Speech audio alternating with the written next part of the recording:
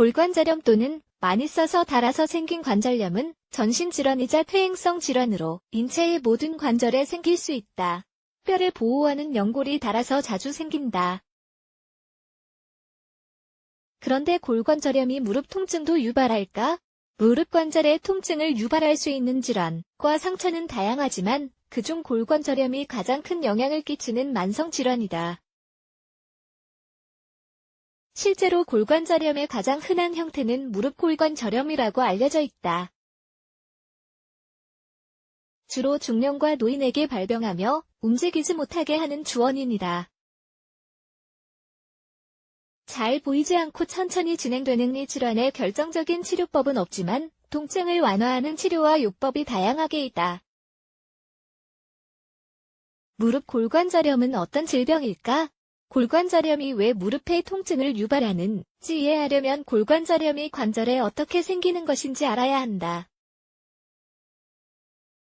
골관절염은 몸 전체에 생길 수 있지만 대다수가 무릎 주위 뼈를 덮은 연골이 닳아서 발생한다.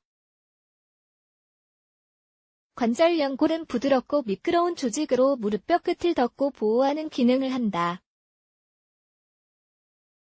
그래서 연골이 마모되거나 연골에 상처가 생기면 무릎 관절이 정상적으로 움직이고 굽히는 능력을 잃게 된다. 또한 염증 작용을 일으키기 때문에 시간이 지날수록 강도가 세지는 만성 통증을 유발한다. 그래서 병이 진행을 막기 위한 치료를 받지 않으면 시간이 갈수록 움직임이 제한되고 더 심한 증상이 나타난다. 무릎 골관절염의 분류 무릎 통증은 골관절염의 상태에 따라 나타난다. 그래서 무릎 골관절염 진단 시에는 3가지 유형으로 분류한다. 다음은 무릎 골관절염의 3가지 유형이다. 무릎 골관절염 초기 무릎 골관절염 초기의 환자들은 신체적으로 크게 힘든 일을 했을 때만 불편을 호소한다. 방사선 촬영 시에는 아직 뚜렷한 변화가 관찰되지 않는다.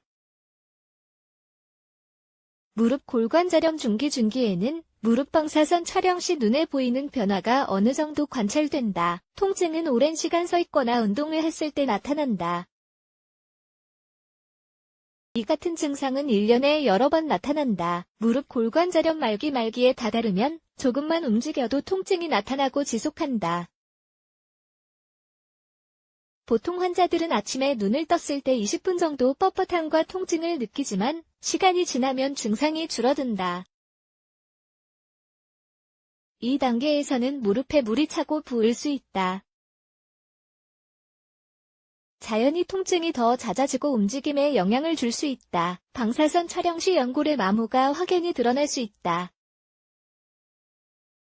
무릎 골관절염의 증상 골관절염의 증상은 연골의 퇴행 정도에 따라 달라질 수 있지만 일반적으로 통증, 염증, 기능 부전 등이 나타난다.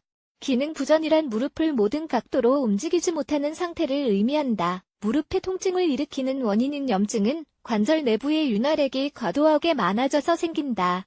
윤활액이 많아지면 내부의 막이 원래 지지하는 역할을 하지 못하게 되어 움직임에 제한이 생기고 따라서 삶의 질이 떨어진다. 다음은 무릎 골관절염의 증상을 추린 것이다. 통증이 아침에 강하게 찾아오고 무릎이 워밍업 되고 나면 줄어든다. 무릎을 움직이지 못하는 순간이 지나고 나면 뻣뻣함이 느껴진다. 무릎을 구부리고 있으면, 예를 들어 오랫동안 앉아있으면 통증이 더 길게 지속한다. 움직이면 통증이 더 심해진다. 조기 진단이 중요한 이유 모든 골관절염은 시간이 지날수록 악화된다는 사실을 숙지해야 한다. 그래서 진단이 빠를수록 전망과 치료 결과도 좋다.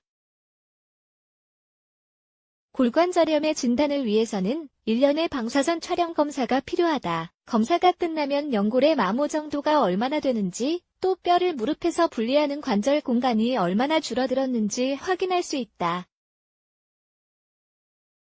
상태가 어느 정도인지 파악이 되면 다음과 같은 절차를 안내받을 수 있다.